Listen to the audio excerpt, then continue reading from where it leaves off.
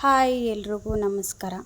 ಬನ್ನಿ ನಾನು ಇವತ್ತು ಕೇರಳ ಪರೋಟ ಅಥವಾ ಲೇಯರ್ ಪರೋಟನ ಯಾವ ರೀತಿ ಮಾಡೋದು ಮನೆಯಲ್ಲಿರೋ ಒಂದು ಸಾಮಗ್ರಿನ ಯೂಸ್ ಮಾಡಿಕೊಂಡು ನಾವು ಅಂಗಡಿಯಲ್ಲಿ ಅಥವಾ ಹೋಟೆಲಲ್ಲಿ ಸಿಗೋ ಥರ ಪರೋಟನ ಯಾವ ರೀತಿ ಮಾಡೋದಂತ ತೋರಿಸ್ಕೊಟ್ಟಿದ್ದೀನಿ ನೋಡಿ. ಫಸ್ಟ್ ಟೈಮ್ ಯಾರೆಲ್ಲ ವಿಡಿಯೋ ನೋಡ್ತಿದ್ರೆ ಎಲ್ಲರೂ ಚಾನಲ್ನ ಸಬ್ಸ್ಕ್ರೈಬ್ ಮಾಡಿಕೊಂಡು ವಿಡಿಯೋನ ನೋಡಿ. ಇವಾಗ ನಾನು ಒಂದು ದೊಡ್ಡದು ಒಂದು ಪ್ಲೇಟ್ ಅಥವಾ ನೀವು ಹಿಟ್ಟನ್ನು ಕಲಿಸ್ಕೊಳ್ಳೋಕ್ಕೆ ಯಾವುದಾದ್ರೂ ಒಂದು ಪಾತ್ರೆನ ತೊಗೊಳ್ಳಿ. ಅದೇ ಪಾತ್ರೆಗೆ ನಾನಿಲ್ಲಿ ಮೈದಾ ಹಿಟ್ಟನ್ನು ಹಾಕ್ಕೊಳ್ತಾ ಇದ್ದೀನಿ. ಸೊ ಜರಡಿ ಇಟ್ಕೊಂಡಿರೋ ಮೈದಾ ಹಿಟ್ಟನ್ನು ನಾನು ಯೂಸ್ ಮಾಡ್ತಾ ಇದ್ದೀನಿ. ಇವಾಗ ನಾನಿಲ್ಲಿ ಒಂದು 3ರಿಂದ 4 ಕಪ್ಪಷ್ಟು ಮೈದಾ ಹಿಟ್ಟನ್ನು ತೊಗೊಂಡಿದ್ದೀನಿ. ಈ ಮೈದಾ ಹಿಟ್ಟಿಗೆ ನಾವು ಇವಾಗ ಒಂದು ಸ್ವಲ್ಪ ಉಪ್ಪು ಮತ್ತು ಸಕ್ಕರೆನ ಸೇರಿಸ್ಕೊಳ್ಳೋಣ. ನೀವು ಎಷ್ಟು ಜನಕ್ಕೆ ಮಾಡ್ತೀರಾ ಅದನ್ನು ನೋಡಿಕೊಂಡು ನೀವು ಹಿಟ್ಟನ್ನು ತೊಗೊಳ್ಳಿ. ಇವಾಗ 1 ಸ್ಪೂನಷ್ಟು ಉಪ್ಪು ಹಾಕ್ಕೊಂಡಿದ್ದೀನಿ. ಅದಾದಮೇಲೆ 1 ಸ್ಪೂನಷ್ಟು ಸಕ್ಕರೆನ ಹಾಕ್ಕೊಳ್ತಾ ಇದ್ದೀನಿ. ಸಕ್ಕರೆ ಹಾಕ್ಕೊಳ್ಳೋದ್ರಿಂದ ಪರೋಟ ಕಲರ್ ತುಂಬಾ ಚೆನ್ನಾಗಿ ಬರುತ್ತೆ. ಇವಾಗ ಇದನ್ನು ಚೆನ್ನಾಗಿ ಮಿಕ್ಸ್ ಮಾಡ್ಕೊಳ್ಳೋಣ. ಸ್ವಲ್ಪನೇ ನೀರು ಹಾಕ್ಕೊಂಡು ಚೆನ್ನಾಗಿ ಮಿಕ್ಸ್ ಮಾಡ್ಕೊಳ್ಬೇಕು. ನಾನಿಲ್ಲಿ ಒಂದು ಅರ್ಧ ಕಪ್ಪಷ್ಟು ಸಣ್ಣ ರವೆ ಬರುತ್ತಲ್ವ, ಸೊ ಚಿರೋಟಿ ರವೆನ ಹಾಕ್ಕೊಳ್ತಾ ಇದ್ದೀನಿ. ಒಂದು ಅರ್ಧ ಕಪ್ಪಷ್ಟು ಹಾಕ್ಕೊಂಡಿದ್ದೀನಿ. ಸೊ ಅರ್ಧ ಕಪ್ ಚಿರೋಟಿ ರವೆನ ಹಾಕ್ಕೊಂಡು ಒಂದ್ಸರಿ ಚೆನ್ನಾಗಿ ಮಿಕ್ಸ್ ಮಾಡ್ಕೊಳ್ಳಿ. ಅದಾದಮೇಲೆ ನೀರು ಹಾಕ್ಕೊಂಡು ಸ್ವಲ್ಪ ಚೆನ್ನಾಗಿ ಕಲಿಸ್ಕೊಂಡು ಸ್ವಲ್ಪನೇ ನೀರು ಹಾಕ್ಕೊಂಡು ನೀವು ಚಪಾತಿ ಹಿಟ್ಟನ್ನು ಯಾವ ರೀತಿ ಕಲಿಸ್ಕೊಳ್ತೀರಲ್ವ ಅದೇ ಥರನೇ ಇದನ್ನು ಕೂಡ ಕಲಿಸ್ಕೊಂಡು ಇಟ್ಕೊಳ್ಳಿ. ಇವಾಗ ನೋಡಿ ನಾನು ಹಿಟ್ಟನ್ನು ಕಲಸಿ ಇಟ್ಕೊಂಡಿದ್ದೀನಿ. ಸ್ವಲ್ಪ ಚಪಾತಿ ಹಿಟ್ಟಿನಗಿಂತ ಸ್ವಲ್ಪ ಸಾಫ್ಟ್ ಆಗಿದ್ದರೆ ಸಾಕು.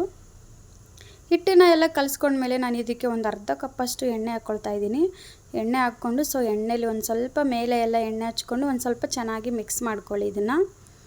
ಇದು ಚೆನ್ನಾಗಿ ನೆನಿಬೇಕು ಹಿಟ್ಟು. ಸೊ ನೆನೆಯೋಕ್ಕೆ ಬಿಡೋಣ. ಇವಾಗ 1 ಗಂಟೆ ನೆನೆಯೋಕ್ಕೆ ಬಿಡೋಣ ಚೆನ್ನಾಗಿ. ಸೊ ನೋಡಿ 1 ಗಂಟೆ ಬಿಟ್ಟಿದ್ದೀನಿ ನಾನು ನೆನೆಯೋಕ್ಕೆ. ನೋಡಿ ಹಿಟ್ಟು ಎಷ್ಟು ಚೆನ್ನಾಗಿ ನೆನೆದಿದೆ ಅಂತ ನೋಡ್ತಾ ಇರ್ಬೋದು. ಸಾಫ್ಟಾಗಿ ಬಂದಿದೆ ಅಲ್ವಾ. ಈ ಥರ ಸಾಫ್ಟಾಗಿ ಇಟ್ಟಿದ್ರೆ ಚಪಾತಿ ಹಿಟ್ಟು ಸ್ವಲ್ಪ ಗಟ್ಟಿ ಇರುತ್ತೆ. ಆದರೆ ಇದು ಒಂದು ಸ್ವಲ್ಪ ಅದಕ್ಕಿಂತ ಸಾಫ್ಟಾಗಿ ಇರಬೇಕು, ಅಂದರೆ ಪರೋಟ ಚೆನ್ನಾಗಿ ಬರುತ್ತೆ.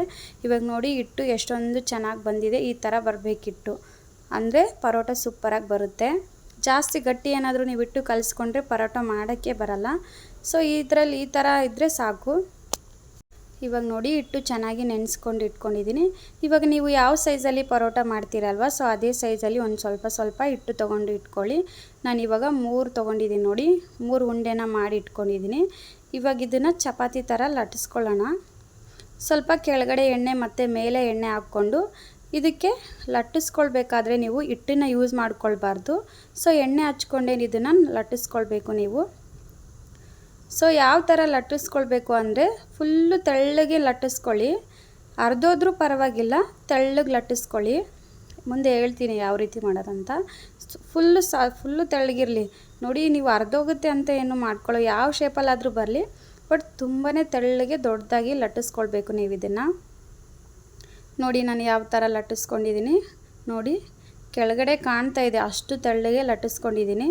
ಈ ಥರ ಲಟ್ಟಿಸ್ಕೊಂಡ್ಮೇಲೆ ನೀವು ಒಂದು ಸ್ಪೂನ್ ಇಲ್ಲ ಒಂದು ಚಾಕುನ ತೊಗೊಂಡು ಈ ಥರ ಕಟ್ ಮಾಡ್ಕೊಳ್ಳಿ. ಈ ಥರ ಗೆರೆ ಹಾಕ್ಕೊಂಡು ಕಟ್ ಮಾಡ್ಕೊಳ್ಬೇಕು. ಫುಲ್ಲು ಅದೇ ಥರನೇ ನೀಟಾಗಿ ಕಟ್ ಮಾಡ್ಕೊಳ್ಳಿ.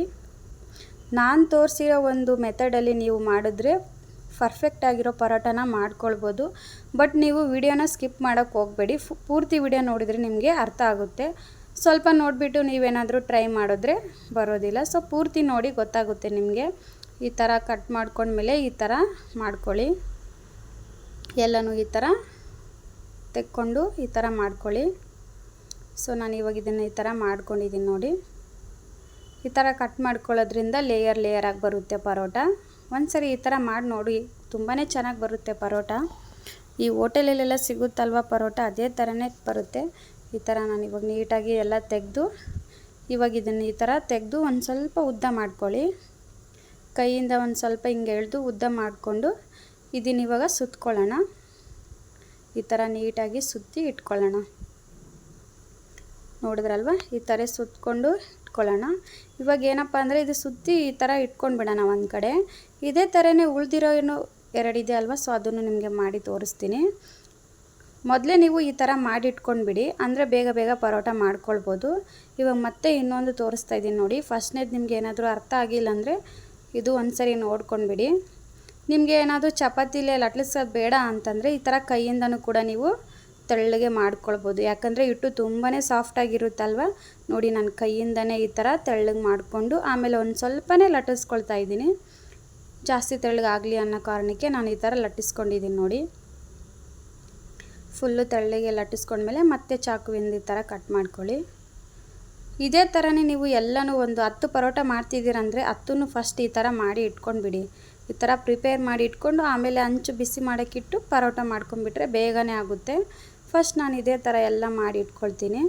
ನಿಮ್ಗೆ ತೋರ್ಸೋಕ್ಕಂತ ಹೇಳ್ಬಿಟ್ಟು ನಾನು ಇವಾಗ ಒಂದು 3 ಮಾಡ್ಕೊಳ್ತಾ ಇದ್ದೀನಿ ನೋಡಿ. ಇವಾಗ ನಾನು ಫಸ್ಟ್ ಯಾವ ಥರ ಮಾಡಿದೆ ಅಲ್ವಾ, ಸೊ ಅದೇ ಮೆಥಡಲ್ಲೇ ಮಾಡ್ತಾಯಿದ್ದೀನಿ. ಮೊದಲನೇದು ಏನಾದರೂ ನಿಮ್ಗೆ ಅರ್ಥ ಆಗಿಲ್ಲ ಅಂತಂದರೆ ಈ ಥರ ಮಾಡಿ ಅಂತ ನೆಕ್ಸ್ಟ್ ಇನ್ನೊಂದು ತೋರಿಸ್ತಾ ಇದ್ದೀನಿ ಅಷ್ಟೇ. ಈ ಥರ ಮಾಡ್ಕೊಳ್ಳೋದ್ರಿಂದ ಲೇಯರಾಗಿ ಬರುತ್ತೆ ಪರೋಟ ನೋಡಿ. ಈ ಥರ ಮಾಡಿಕೊಂಡು ಇದನ್ನೆಲ್ಲ ತೆಗೆದುಬಿಡಿ. ಇವಾಗ ಕೈಯಲ್ಲಿ ಎತ್ಕೊಂಡು ಒಂದು ಸ್ವಲ್ಪ ಉದ್ದ ಮಾಡಿಕೊಂಡು ನೀವು ಇದನ್ನು ಸುತ್ಕೊಂಡು ಇಟ್ಕೊಂಡ್ಬಿಟ್ರೆ ಆಯಿತು.